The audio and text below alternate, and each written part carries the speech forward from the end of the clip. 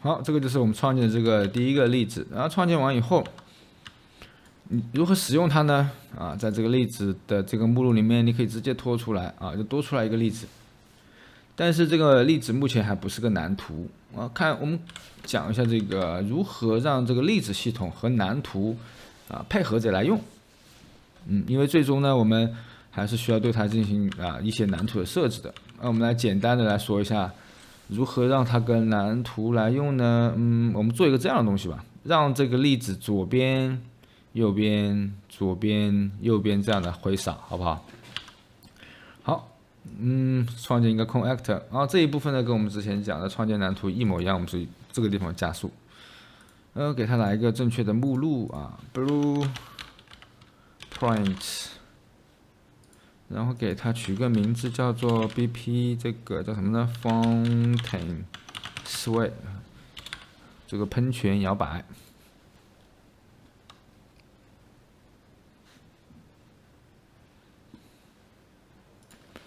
好，这样我们就创建了一个蓝图啊，创建一个蓝图。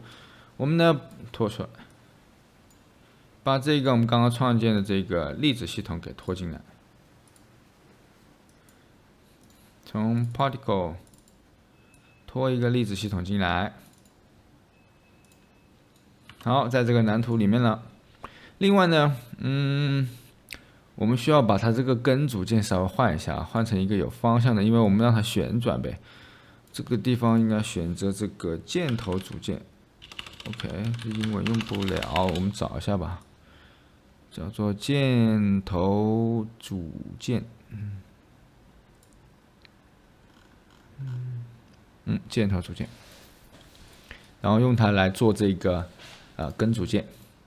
好，我们来设定让它来这样的左右两边来旋转，应该怎么来做呢？我们需要用到时间轴啊。之前这个我们在入门教程里面和进阶教程都讲到了这个时间轴，时间轴应该来怎么用？我们从这个地方来拖出一个时间轴，添加一个时间轴，然后这个时间轴给它取个名字叫做 sway。双击进去，还记不记得时间轴怎么用？我们现在先给它添加一个浮点数，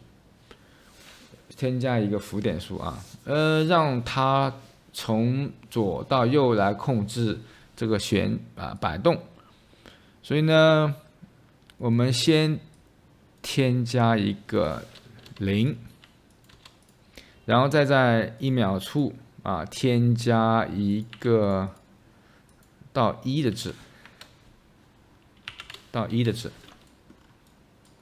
然后再在2秒处呢添加一个到0的值，就是摆过来摆过去，摆过来摆过去。你会说，那应该不是用这个向量吗？来控制，比如说-90度到90度，然后90度又回到这个-90度，不是这样子吗？好，这个地方我们学一个新的东西实际上我在材质课程里面呢也讲到了，我们用一个系数来控制。这个地方我们用这个加一个叫 sway， alpha， 叫 sway alpha 看一下我们怎么用。到这里，我这个稍微慢一点讲。首先我们需要让它旋转，是吧？所以这个部分相信大家都没问题，我们直接找旋转。这个让 actor 让这个设置这个箭头的旋转是 OK 的。好，让这个箭头旋转，我用一个什么东西呢？我把它拖出来，我用一个叫做 lip 的东西，叫做旋转体差值当然差值可以变换向量等等很多其他的值都行。这里我们用旋转体，因为我们让它旋转。好，什么叫差值？这个我在那个材质教程里面也讲到。我们用一个阿尔法值，比如说由0到1来控制由 A 到 B 的值。比如说我们就举个例子我让它从-45度转到这个45度，就左右两边摆，对不对？所以我们从0就是-45度，慢慢到1就变成45度，所以它输出的值是由这个值来控制的。所以我们这个地方再添加进去，我们点编译保存，然后回到这个场景里面来。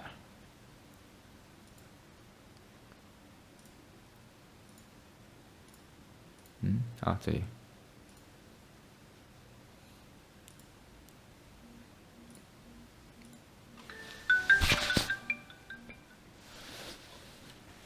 好，回到这个场景里面来。好 ，OK。找不到了，有点太多了，底下。好，到这个场景来以后呢，我们来运行一下啊。运行之前，我们把这个世界场景这个地方来设置一下。你之前可能是 No 啊，它会出现这个第一人称或第三人称模式，我们呢选择一个空的吧 ，AR Shade Work Game。然后这个时候呢，我们再点运行，这个时候可以看到，忘记把它那个时间轴给重复了，对不对？我把这个先关了吧，把之前做的这个喷泉。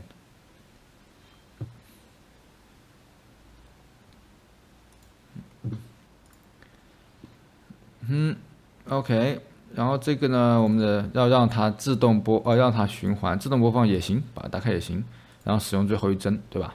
要把这个打开，它才会呢，两边摆，好，然后呢，你可以调整它的速度啊。好，这个呢就是蓝图和粒子系统的结合。